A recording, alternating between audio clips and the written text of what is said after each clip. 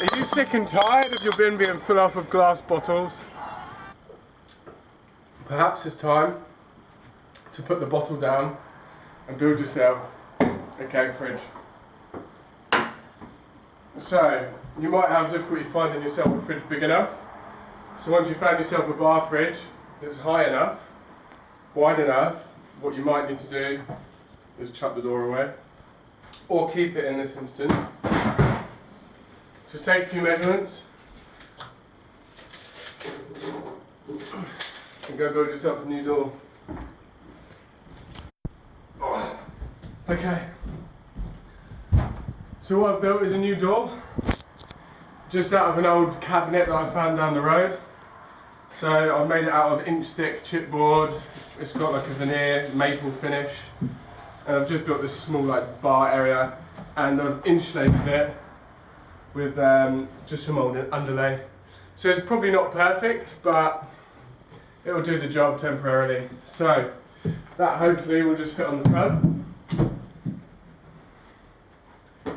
And as you can see, it's quite nice, tight finish on there. So I've got my fridge door. So what else do I need? Keg, CO2, regulator, keg coupler, and of course a beer tap. So the process is CO2, regulator goes onto the CO2, the CO2 gets pumped into the keg, it then comes out on this line to the beer tap. So what I'm going to do is I'm just going to put all that together and update in a moment. So I'm just going to fit the beer tap. Don't always need to talk. Onto the top of my extended door. And the beauty of the way I've actually done this is I'm not going to destroy the fridge in any way. I can put the normal door back on at any point. I haven't drilled any holes into the fridge. I've just used the existing door hinge.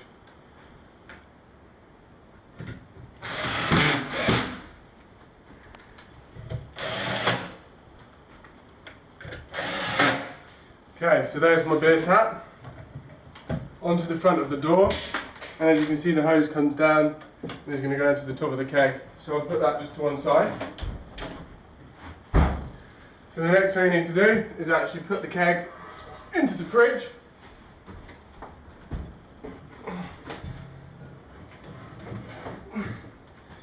And as you can see, it does just fit inside, but obviously once the door's on, it will just seal that off. So the regulator just screws onto the side of the CO2.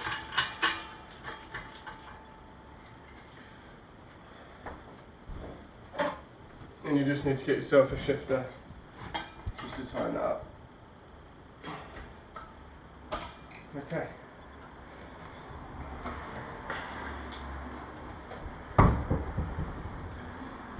So the keg coupler will obviously go on the top of the keg.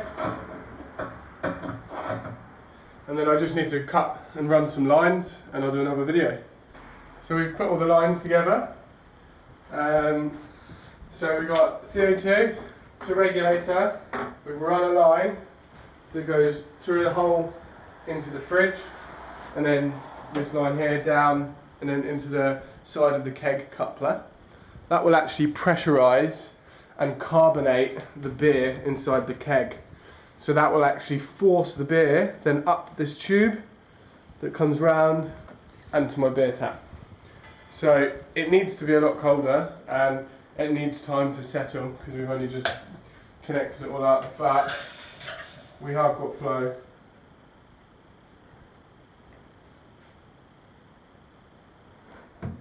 But yeah, that obviously needs a bit of work. But we've got beer running through the lines, and we've actually gone for 4 pints pale ale, which is the best. It's like the best ale I've ever tasted, and it's local. It's just around the corner. So this comes from just around the corner. got this for free, this for free. All I had to pay for, obviously, was the keg, the coupler, a few bits and pieces, the tap, and once you've bought it, you've got it. So I think that this is an awesome setup. All that I now need to do is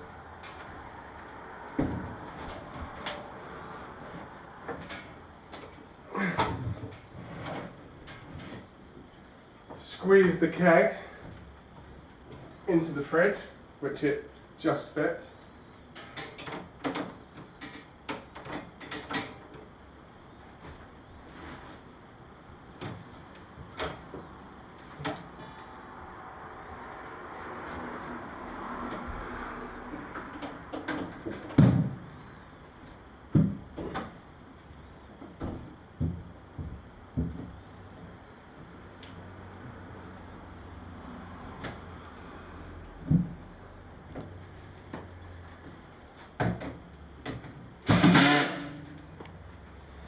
On with the front.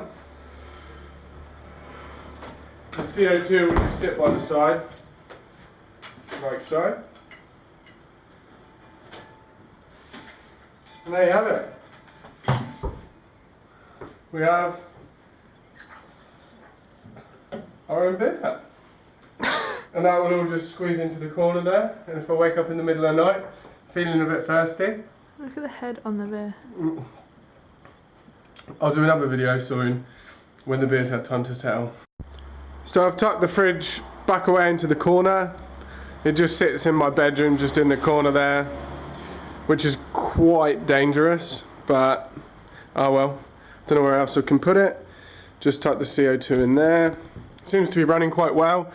I've got the regulator set at 10 psi, and then the carbonation and flow seem to be pretty good. So yeah. It seems to stay cold and not too much condensation building up on my Heath Robinson front bar part. So let's pour a pint and see what it looks like.